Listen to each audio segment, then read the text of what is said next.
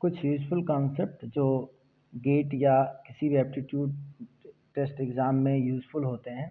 जैसे अगर किसी भी नंबर को आप तो अगर इक्वल पार्ट में डिवाइड करोगे तो उनका मल्टीप्लिकेशन हमेशा हाईएस्ट आएगा।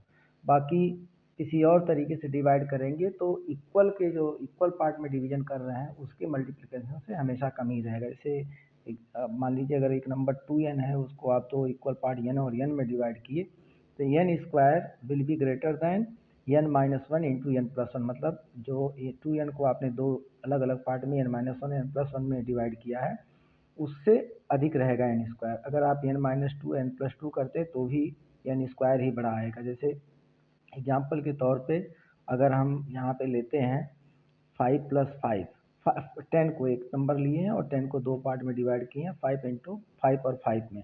तो देख रहे हैं आप 5 इंटू 5 25 होता है। अगर 6 4 में डिवाइड करते हैं 6 इंटू 4 24 आता है।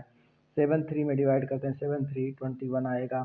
8 2 अगर आप करते हैं तो भी आपका कम ही आएगा। 9 1 करते हैं तब भी कम ही आएगा।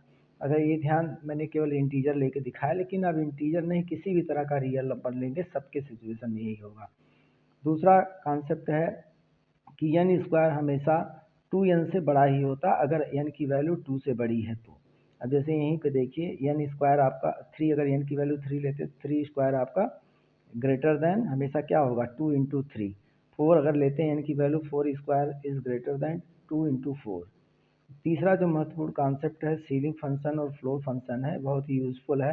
जैसे ये कब सीलिंग फंक्शन यूज़ होता है या सीलिंग फंक्शन की कब ज़रूरत पड़ी, जब आपका कोई ऐसा कैलकुलेशन है जिसमें फ्रैक्शनल पार्ट आपका एज ए वन कंसीडर होता है, और फ्लोर फंक्शन क्या होता है जिसमें फ्रैक्शनल पार्ट इग्नोर कर दिया जाता है। जैसे एग्जांपल के तौर पे अगर आप एक आदमी पर्सन जो है किसी तीन काम को एक दिन में कंप्लीट करता है तो कितने आदमियों की ज़रूरत पड़ेगी अगर 10 ऐसे वर्क को एक दिन में करना हो। तो आप 10/3 करेंगे 3.33 आएगा और इक्वल टू 4 आ जाएगा, क्योंकि इंसान की संख्या आप फ्रैक्शन में काउंट नहीं कर सकते हैं।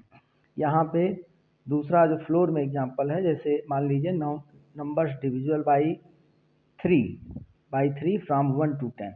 अब आप ये तो जानते हैं, उंगली पे भी गिन सकते हैं कि भाई 3 होगा 6 होगा 9 होगा, लेकिन कैसे वर्क करता है 10/3 का फ्लोर फंक्शन 3.33 आया और आप फ्रैक्शनल पार्ट को इग्नोर कर दिए।